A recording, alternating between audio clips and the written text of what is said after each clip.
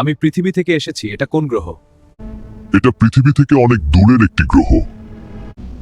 এখানে তুমি থাকতে পারবে না, কারণ এটা আমাদের গ্রহ। তাই তুমি এখান থেকে চলে যাও। তুমি এখান থেকে চলে না গেলে তোমার অনেক বড় ক্ষতি হবে, তাই বলছি এখান থেকে চলে যাও।